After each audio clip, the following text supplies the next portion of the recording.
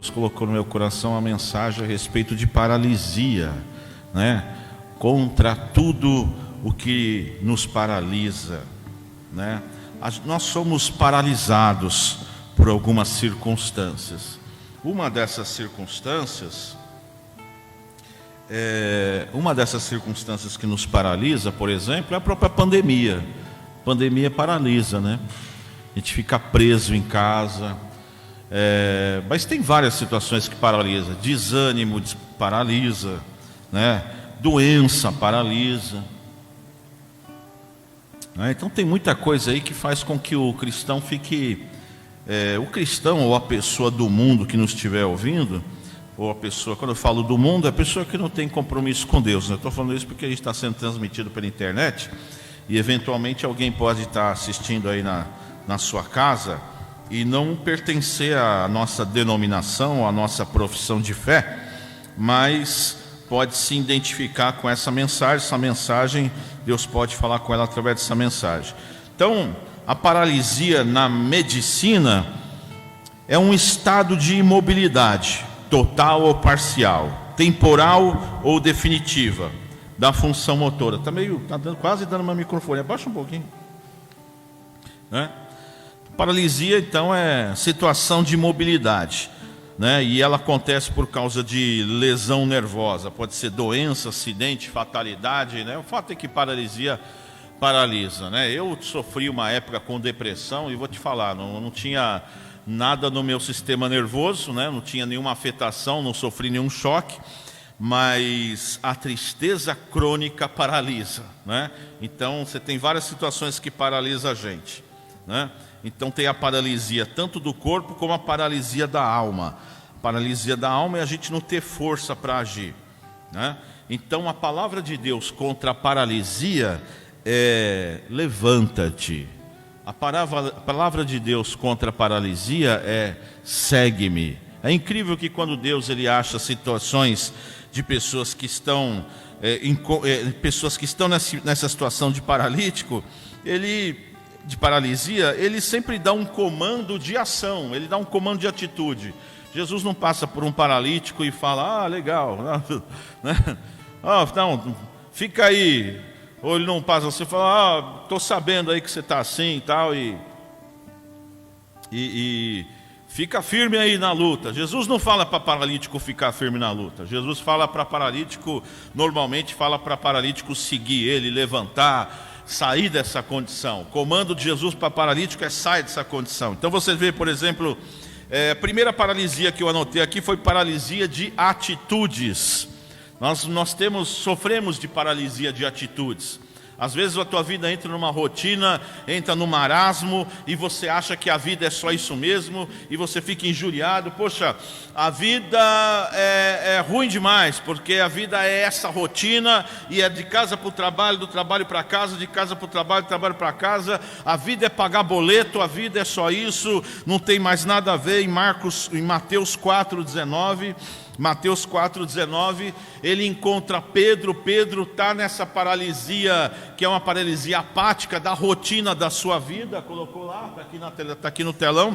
Mateus 4,19, Pedro está nessa rotina, ele sai de casa para o trabalho, do trabalho para casa, de casa para o trabalho, do trabalho para casa. E quando Jesus encontra ele, Jesus diz assim, vinde após mim, eu farei pescadores de homens. Jesus diz para Pedro, segue-me, Pedro, segue-me. Sai dessa rotina paralisante e segue-me. Eu tenho novidade de vida para você. Em outras palavras, a palavra de Jesus para quem está numa rotina de vida é: a vida não é isso. A vida não é isso. Vida é outra coisa. Você só vai descobrir o que é vida se você vier comigo.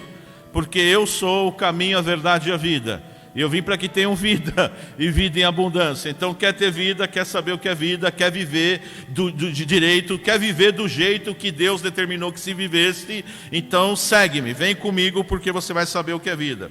Então primeira paralisia, paralisia de atitude. Jesus também encontra outro cidadão que estava numa paralisia de atitude, que é Lucas 5,27. Lucas 5,27.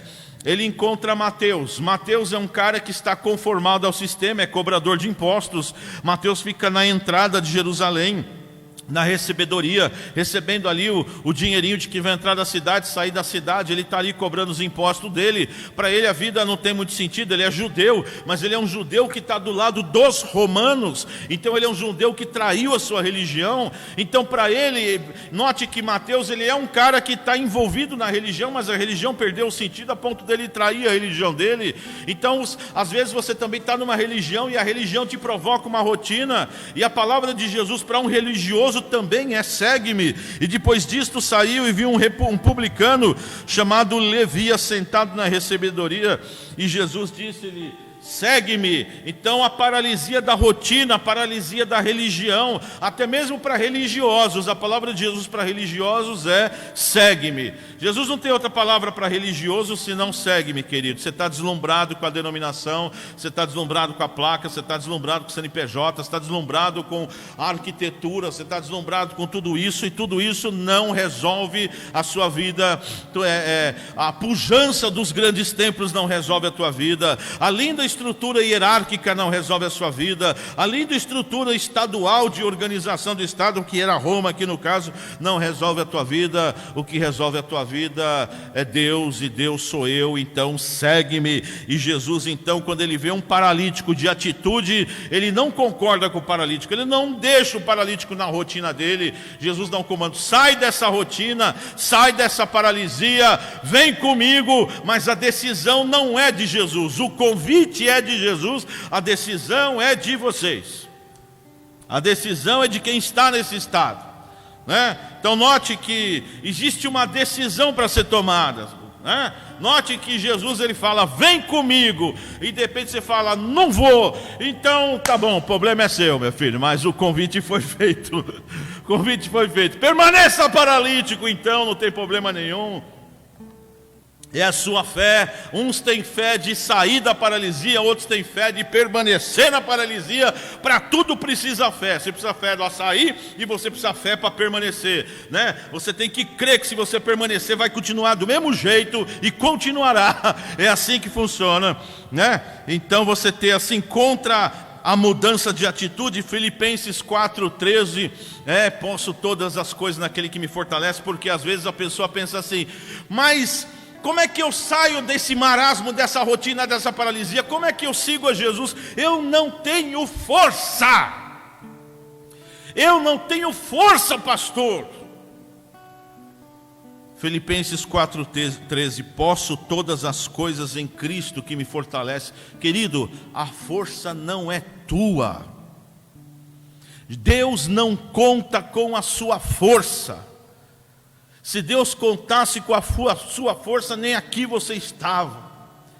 Deus é quem nos fortalece, é Ele que nos dá força. Ele só precisa da primeira atitude sua. Ele só precisa do eu quero. Ele só precisa do tá bom, eu vou. Porque quando você fala tá bom, eu vou, a força dele entra na tua vida e você não tem condição de locomoção. Mas quando você fala eu não quero, aí você não conta com a força de Deus.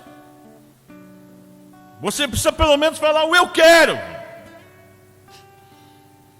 Posso todas as coisas em Cristo que me fortalece. Quem te fortalece? É o arroz com feijão? É Cristo que te fortalece.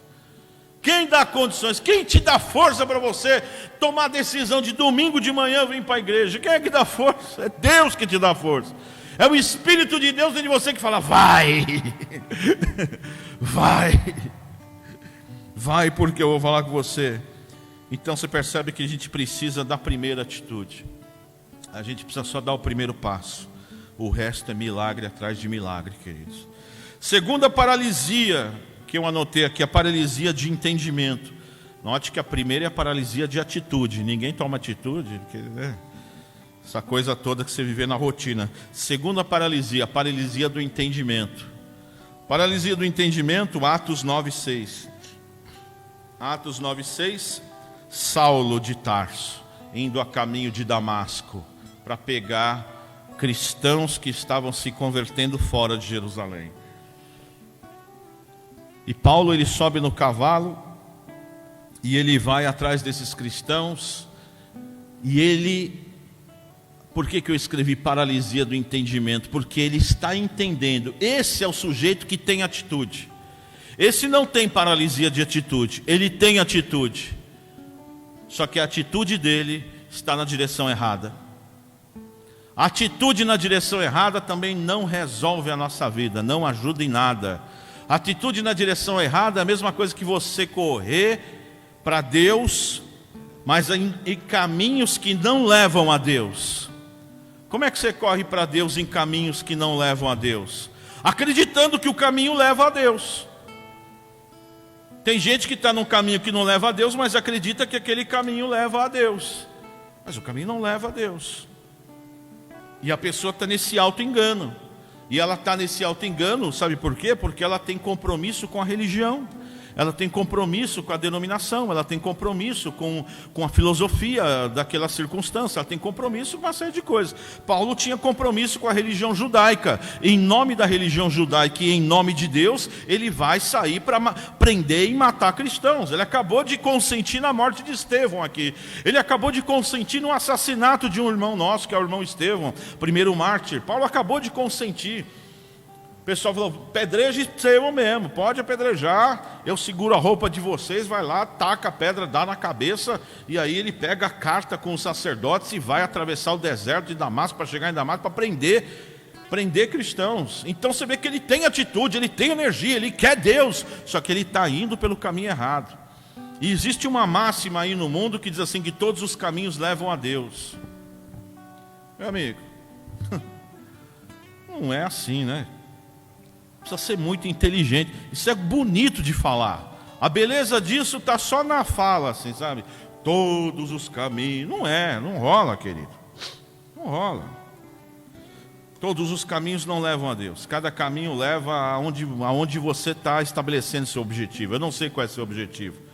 Né? Assim como todos os caminhos não trazem para Sorocaba, todos os caminhos não constroem um relacionamento, um casamento saudável, né? Todos os caminhos não levam você a ser uma pessoa melhor, tem caminho que leva você a ser uma pessoa pior. Então todos os caminhos não levam a Deus. Se todos os caminhos levassem a Deus, todos os seres humanos eram evoluídos. Todos os seres humanos eram evoluídos, porque seja lá o que você fizer, você está sempre evoluindo, e não é assim. Tem gente que está tendo atitude de, em vez de evoluir, regredir muito, e se matar até. Então não é isso, todos os caminhos levam a Deus. Vamos usar droga então, vamos estourar um bagulho aí, cheirar, porque a gente vai encontrar Deus. Não encontra, né? Não dá, meu irmão, entendeu? Você quer ir para Espírito Santo, você pode pegar qualquer caminho, irmão Tito, que viaja toda semana aí, irmão Marcelo, que viaja, é isso, meu irmão. Pega o caminho errado e você atrasa a tua vida. Você estoura o orçamento. Você acaba com o teu carro. Você acaba com o teu corpo. Entra no caminho errado, você perde dinheiro. Então, dependendo do caminho que você está perdendo dinheiro, acreditando que está buscando Deus. Não está buscando Deus. E a paralisia de entendimento é o deslumbre, é a paixão de você estar entendendo errado. Paralisia de entendimento é falta de humildade de reconhecer o erro. Paralisia de entendimento é desonestidade intelectual. A pessoa não quer abrir mão, porque assim, irmãos amados, deixa eu falar uma coisa para vocês. É decepcionante quando você está há 15 anos num caminho, 10 anos, 5 anos, e de repente cai a ficha, você começa a suspeitar, desconfiar daquele caminho. Você começa a desconfiar, eu acho que não está fechando essa conta. Tem alguma coisa. Quem já passou por isso aqui? Ninguém, ainda bem, né? Graças a Deus. Só eu. Você começa a suspeitar que está errado, que Deus não está naquele caminho. E é uma frustração muito grande, a gente não quer aceitar. Fala, não é possível.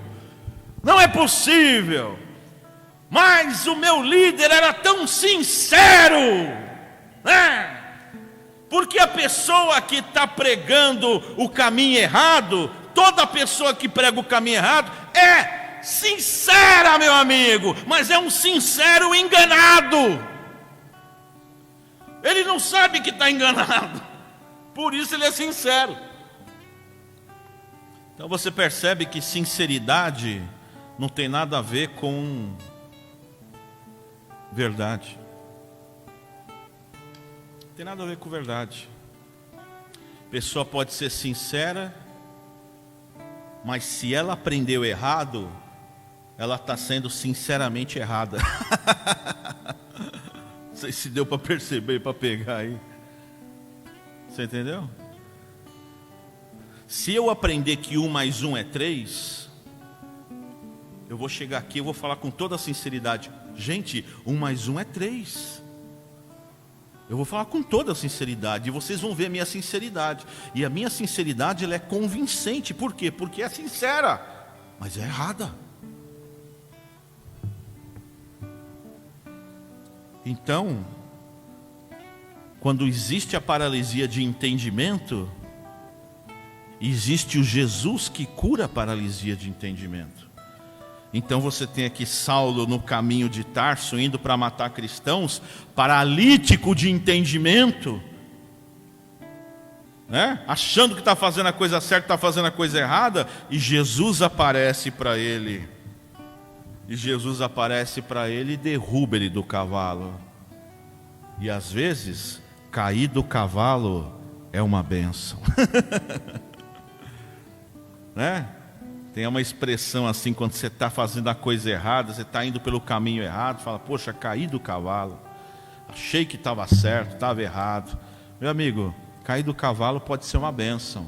Cair do cavalo pode ser justamente uma ação do céu na sua direção para te parar. Cair do cavalo pode ser uma ação do céu na sua direção para te parar, para que você possa enxergar de fato qual é o caminho. E Jesus então, ele derruba Saulo, ele aparece um clarão na frente de Saulo e do cavalo dele, ele cai, e Jesus pergunta: então, irmão, por que você está me perseguindo? Saulo, Saulo, por que me persegue? Ele: veja bem, porém, contudo, todavia. Não, você está me perseguindo, cara. Qual que é o seu problema? Não, mas eu sou zeloso. Não, você é bobo, você não é zeloso, você é tonto, você é irredutível. Você é de dura cerviz, você não tem humildade intelectual, você é aquele cara que não abre mão da sua postura, você não desce do pedestal, é só você. Vai nessa que tu morre, meu irmão. Mas quem está falando comigo? Eu sou Jesus, a quem tu persegues. E vai para a cidade, entra na cidade, na rua chamada à direita, e procura por Barnabé. E diz o Senhor a Saulo: levanta-te, entra na cidade. Atos 9:6. Deus derruba do cavalo e fala assim: levanta-te, entra na cidade, e lá te será dito o que fazer. Note que quando Deus cura a paralisia, diante da paralisia do entendimento, a palavra é levanta-te. Com certeza quem tem paralisia de entendimento está caindo do cavalo nessa manhã. A palavra de Jesus é levanta-te, né? Então já vimos a paralisia de atitudes, a paralisia de entendimento, paralisia de doença ou deficiência. Marcos 2:5. Marcos 2:5, palavra de Deus: paralítico de Cafarnaum. Esse paralítico de Cafarnaum é aquele que o pastor César pregou esses dias atrás, sobre 4 amigos que desceu um paralítico na frente de Jesus, na casa de Pedro. Rebentaram o telhado, rebentaram o telhado da casa do Pedro para descer um cidadão, desceram ele na frente de Jesus, casa lotada, e Jesus vendo, Marcos 2:5, Jesus vendo a fé deles. Jesus vendo a fé dele, esse era paralítico de doença ou de deficiência, né? Jesus vendo o paralítico, mais um paralítico aparece na frente dele. Jesus solta aquele comando que ele sempre diz. Ele diz assim para o paralítico: filho, os teus pecados estão perdoados. Marcos 2:11, coloca aí, Marcos 2:11.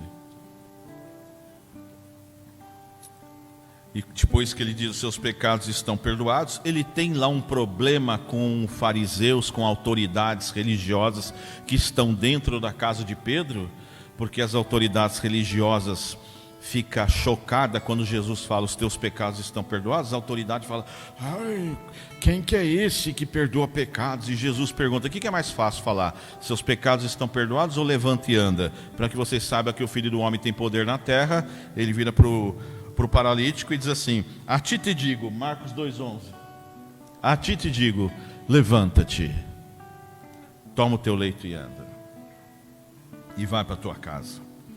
Note que a palavra de Jesus diante do paralítico é: levanta-te.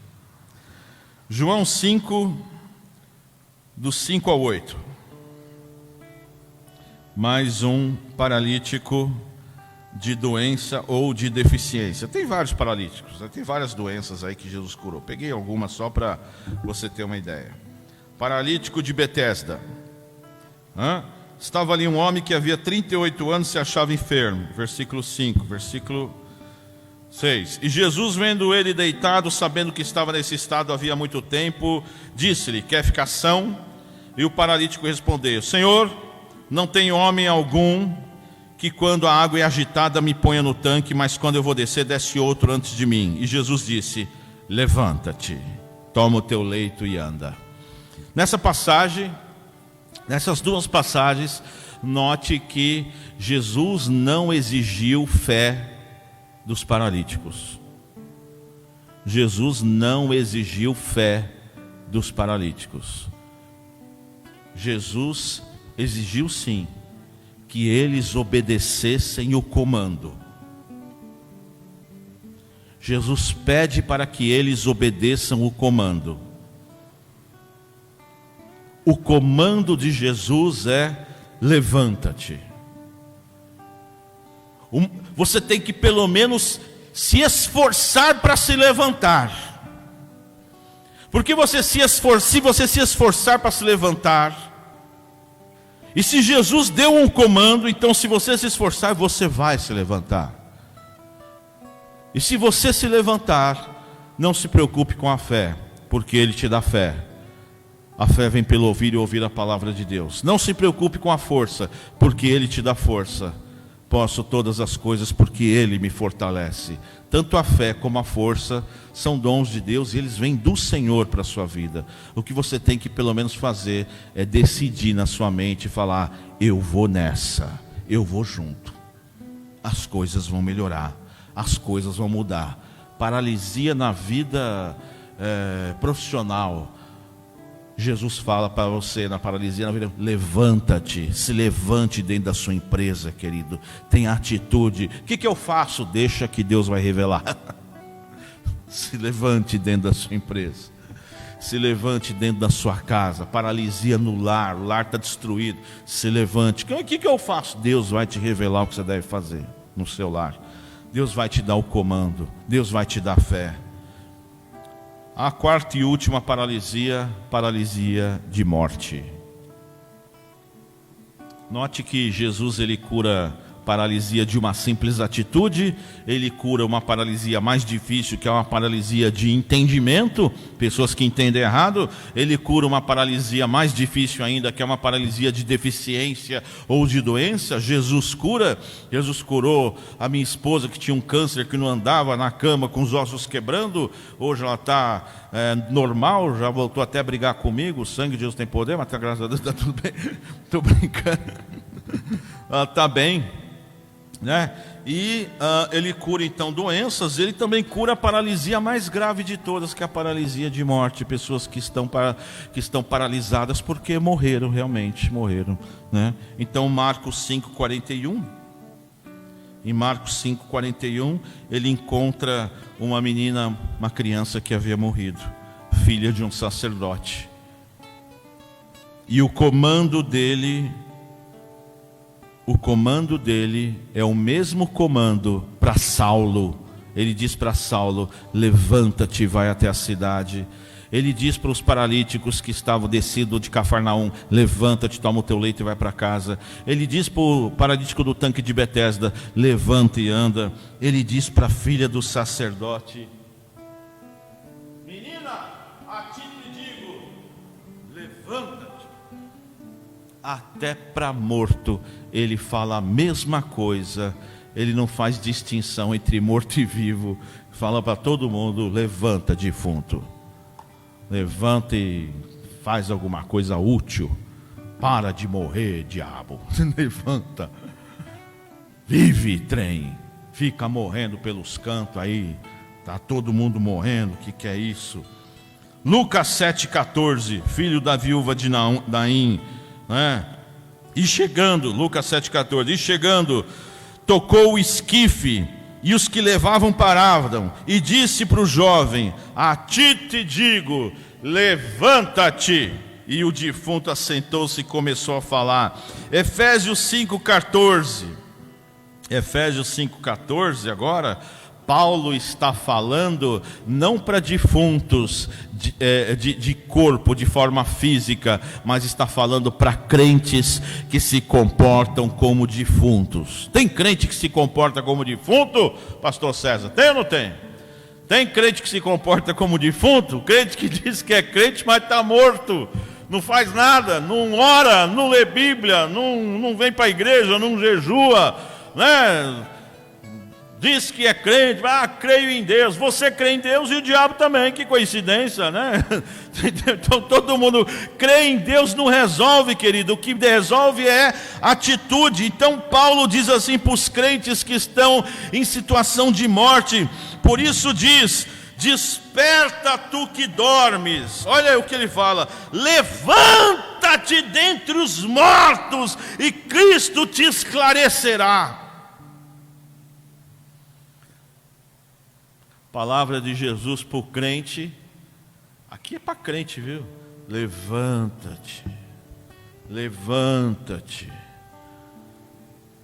Se você obedecer e se você levantar, Ele vai dar força.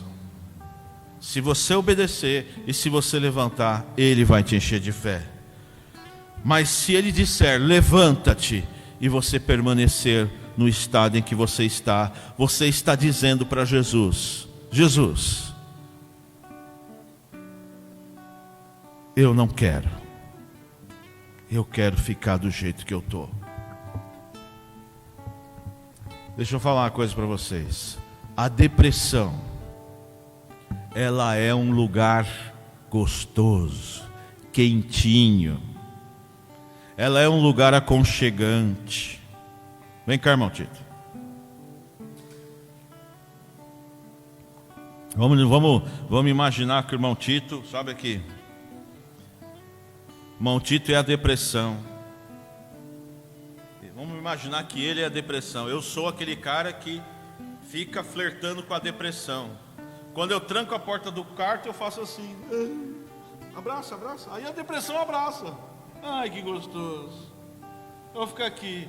Aí eu fico falando para a depressão, sabe? Eu sou vítima. E a depressão concorda, né? Eu sou um coitado. É mesmo. Tá todo mundo errado, só eu tô certo. É mesmo. Obrigado, Chico. A depressão é esse lugar quentinho que fica, é mesmo. E abraça você. E a gente fica ali, aí põe uma música triste. Aí aquela música confirma a desgraça toda, né? Tocando aquela música triste, você aí e aí, querido, você está tomando o seu próprio veneno. Você está tomando veneno. Você está se alimentando de veneno. E você está matando a esperança que você cantou hoje. Você está matando a fé. Você está matando a palavra de Deus. E a palavra de Deus é justamente essa: levanta. Sai daí. Sai desse conforto que vai te levar para o inferno, desse conforto que te puxa para trás. Renuncie a isso. Tenha uma atitude. Segue-me. Poxa, tem que seguir você? Tem que andar? Tem que andar, tem que seguir. Vem comigo. A conclusão de tudo isso é: eu vim para que tenham vida. João 10:10. Por que você deve seguir? Por que você deve levantar? Por que você deve obedecer, ouvir o comando de Jesus? Olha aonde você vai chegar. Parte B do versículo. Eu vim para que tenham vida e tenham em abundância, porque você vai ter vida em abundância, querido. Quem aqui precisa de vida em abundância? Só para eu ter uma ideia. Glória a Jesus por isso. Você já sabe qual é a solução. Lucas 12, 31. Lucas 12, 31. Buscai antes o reino de Deus, e todas estas coisas vos serão acrescentadas. Na versão King James está escrito: e todas as demais coisas vos serão acrescentadas. Busca primeiro o reino de Deus, queridos. Busque ao Senhor. Todas as coisas serão acrescentadas pelo próprio Senhor. Eu quero que você se coloque de pé, que eu quero orar com você agora.